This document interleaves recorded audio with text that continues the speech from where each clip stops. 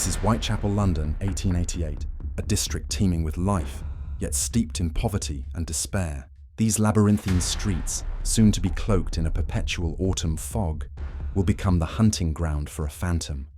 A butcher whose name would echo through eternity, whispered in fear and fascination. This is the story of Jack the Ripper. The autumn of terror descended upon the East End with a chilling suddenness. As gaslights flickered against the encroaching darkness, they illuminated a world of hardship and struggle. In the overcrowded and squalid lodging houses, fear became a constant companion.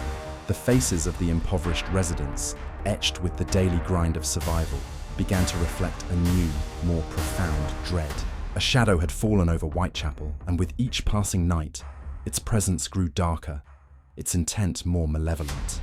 The very air seemed thick with anticipation, not of dawn, but of death. His reign of terror was marked by 5 canonical victims, women of the unfortunate class, whose lives were brutally cut short.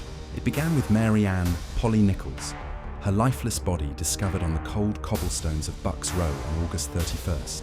Just over a week later, the killer's savagery escalated.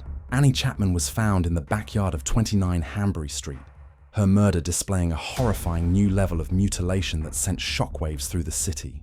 The night of September 30th would forever be known as the double event. First, Elizabeth Stride was found in Dutfield's yard, her throat cut but her body otherwise intact, suggesting the killer may have been interrupted.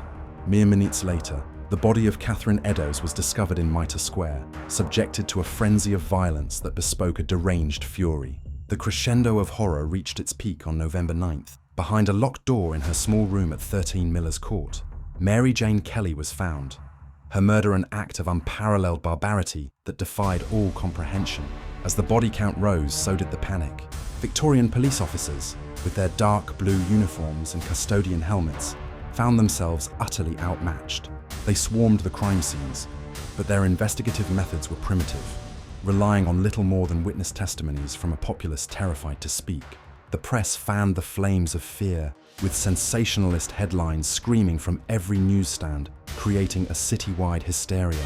Amidst this chaos, the killer himself began to play a twisted game.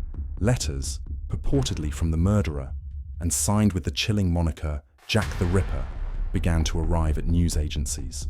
The most infamous of these was the From Hell letter, sent to the head of the Whitechapel Vigilance Committee, accompanied by a small box containing half of a human kidney. The taunt was clear. The killer was not only a monster, but one who reveled in his notoriety. Then, after the unspeakable horror of Mary Jane Kelly's murder, the killings stopped. As suddenly as he had appeared, the Ripper was gone. The frenzied hunt for the phantom of Whitechapel slowly subsided, replaced by an unsettling, tense quiet. The gaslit streets, once a theatre of death, returned to their grim, everyday rhythm, but the fear lingered. The police had hundreds of suspects, but no concrete evidence. The murderer simply vanished into the very fog from which he had emerged, leaving no clues, no confession, no trace. The identity of Jack the Ripper remains one of history's greatest unsolved mysteries. He was a shadow, a ghost in a top hat and cloak who dissolved back into the London night, leaving behind a legacy of terror and a question that continues to haunt us to this day. Who was he?